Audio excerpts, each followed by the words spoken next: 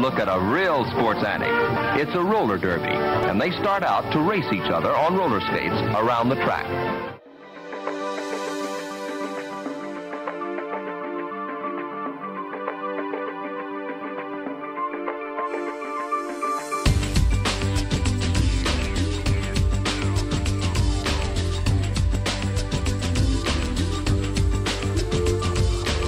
You know, as corny as this might sound, all that I really ever wanted to do was be a roller derby skater.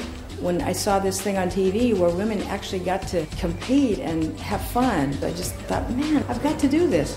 I got into it when I was 17. I went down there with my little skates the day I was going to graduate, and they taught us how to ride the track, you know, the proper way. Beautiful. From then on, I was hooked.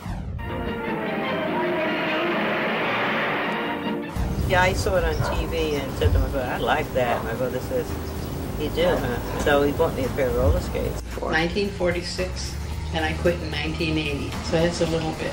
Yeah. One summer, I went down and started training and never went back to school. Sorority house to the roller derby. We had to train 10 hours a day, 7 days a week. Then they show us how to jump, take a rail, how to block, and how to stay out of trouble. Did you stay out of trouble? No. The rink's as fast as greased lightning, and as in a 6-day bike race, the big thrill is a jam and a spill. Here it is.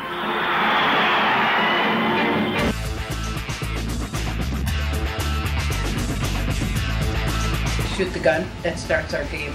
The periods were 15 minutes each. 15 minutes for the girls, then the boys skate 15. You're skating on a bank track. You're falling, you're getting up, you're falling, you're getting up. You have to remember the track is a 45-degree angle. If you don't know how to skate right, you're going to fall on your butt and get hurt. Watch those splinters. The pack is the 5 girls from each team. Once the whistle blows, you try to get your jammer out. The Catch as Catch Can marathon with every gal out for herself. This was the goal. Jammer is the one that's going to come to the rear and try to pass the opposing members with your help. There's a jam. We have to score points. The jammer breaks away from the pack, comes to the rear of the pack. And they would all be laying there, and I would come over the pack straight out. Don't ask me how I did it. If you pass one person, it's 1 point, 2 points, so on. You try anything to stop her from scoring, and anything that's legitimate. Throwing ourselves at them. They're flying over us to try to pass us. Skating on the inside of us, skating on the outside of us. We're banging them in the head, banging them in the feet. And that's the whole gist of the game. Ladies, there are gentlemen present. Was there any faking about that elbowing, or was that all? I don't think so.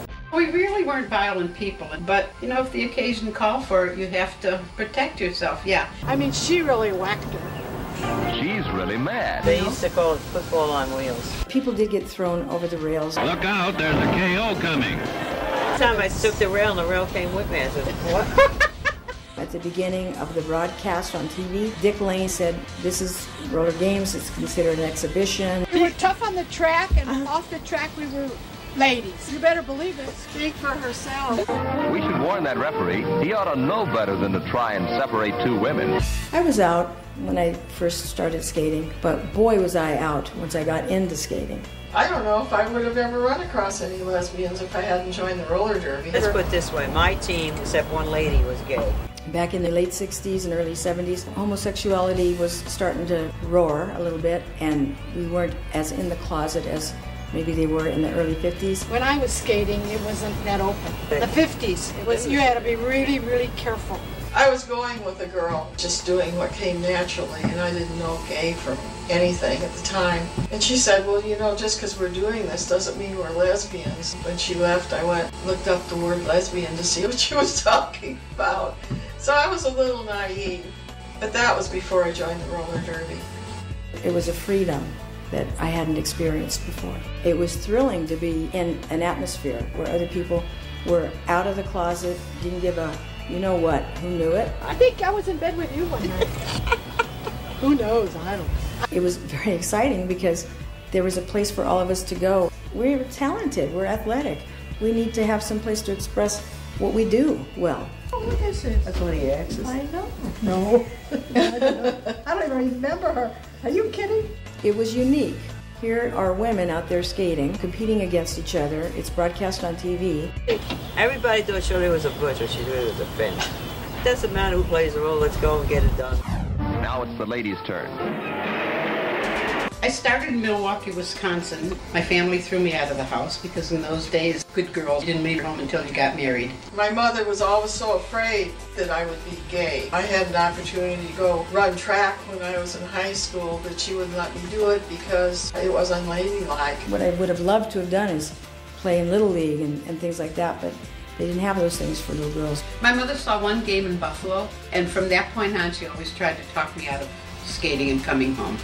Oh no, she said, oh no, not my girl. She was always trying to have me real feminine. I was always, of course, fighting it because I like climbing trees better. And I liked hardware stores better than doll shops. At that time, certainly in this country, you didn't have a lot of women to turn to that were gay, certainly weren't out, but someone that you could model your behavior after.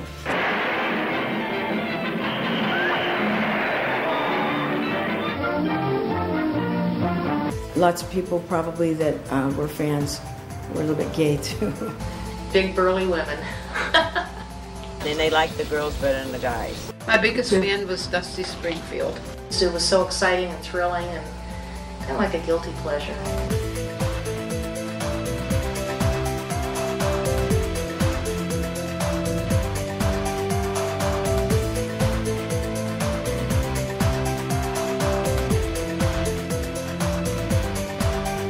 These kind of people that you remember and are special. Fans. I remember it was a time when I had to make choices about whether I could still be a tomboy. I certainly didn't think about getting married and having kids and settling down. Right at that time in my life when